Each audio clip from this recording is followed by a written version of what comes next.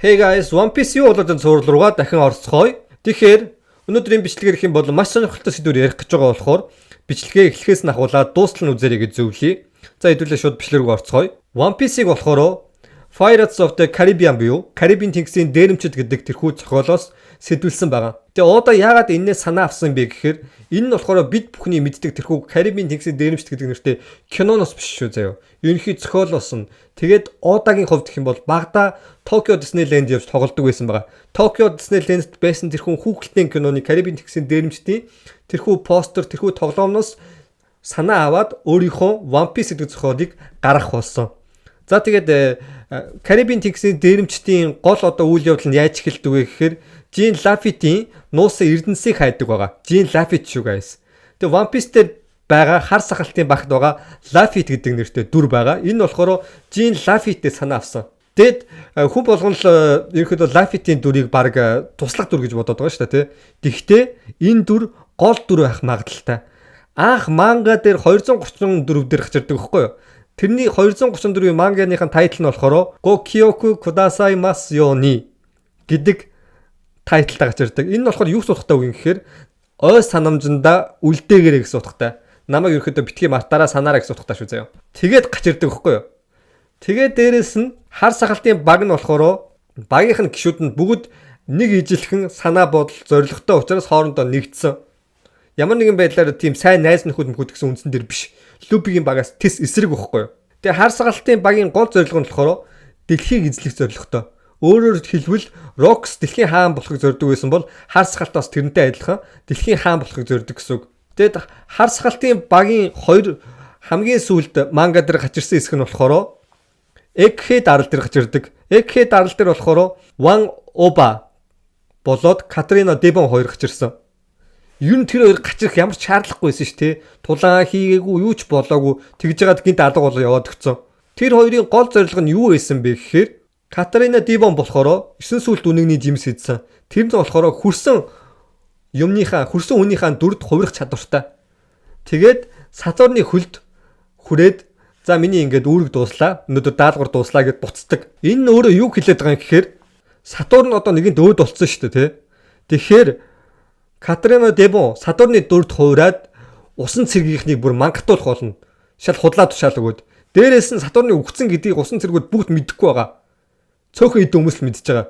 Тэгэхээр жинхэнэ нь энд байна гэж хэлж чадахгүй. Ягаад бол үхсэн учраас жинхэнэ нь аль нь болохыг мэдэхгүйгээс болоод усан цэргийнхэн бүр самураад юу хийж чадхаа мэдэхээ болох болно. Буруу тушаалаас нь болоод. Тэгээд Gorosei буюу тэрхүү 5 өвгөний нэрийг нь авч үзэх юм бол Mercury, Venus, Mars, Jupiter, Saturn дандаа гариг ирхэсийн нэрс байгаа. Гариг ирхэсийг тэр чигээр нь сордог нь юу вэ? Энэ бол хар нүх. Тэгвэл хар нүхийг хэн хэргэлдэг вүлээ? Хар сахалтын жимс нь хар нүхийг үүсгэдэг black hole. Тэгэхээр хар сахалт энэ гариг ирхэсийг өөртөө шингээж эднийг бүр булан эзлэх хүчтэй байна гэсэн үг. Ийм үү болохоор Marijod цэцгээр дүүрэн өрөөнд суудаг. Харин хар сахалтын хувьд гэх юм бол Хачинуус арал дээрээ араг ясан тэрхүү арлын дээр араг ясных нь хамарныхын дотор нь суудаг. Японд болохоор цэцгийг хана гэдэг. Хамрыг бас хана гэдэг. Энэ хоёрын ханзаар нь шалтгаалж ондоо гэдгийг ялах боломжтой. Тэгэхээр цэцгний өрөөнд суудаг эмүүгийн оронд хамарны өрөөнд суудаг хар сахалт орд нь орж дэлхийн хаан болно гэсэн үг. За байж ингээ хар сахалтын хаан болно гэдэг нь ойлгомжтой болцсон биш шүү. Цаашаа явцгаая guys. Тэгэхээр хар сахалтыг яг хэн удирдаад байна гэдэг асуудал гарч ирж байгаа шүү дээ, тий.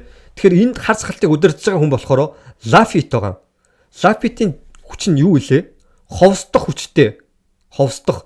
Анх гарч ирсэн хэсгийн тав хүн сандаа Marijod гарч ирдэг. Тэгээд хар сахалтыг Shichibukai болгох гэж явсан хүн нь Luffy-т өөрөө шүү дээ. Би бас ингэ бодсон байхгүй. Хар сахалт жоохон тэнэгдүүд үр штэ.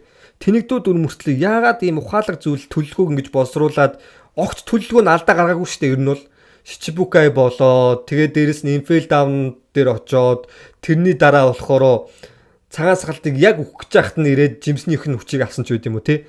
Тэгэхээр энэний ард яалтчгүй нэг хүн байна гэж бодогдоодсэн юм. Тэнгүүд энэ нь бол яг Luffy-ийн дүр болж таарж байгаа. Тэгээд Luffy-ийн дүрийг жоохон тусдаа судлаад үзэх юм болно шүү дээ те.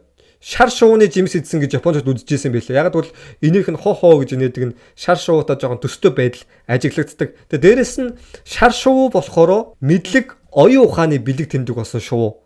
Тэгэхээр One Piece дээр байгаа хамгийн ухаалаг, хамгийн ухаантай дүр болохоор Luffy гэсэн үг. Luffy өөрийнхөө ховсоор дамжуулж хар сахалтыг өөрийнхөө иргэшээлтэд оруулж удирддаг.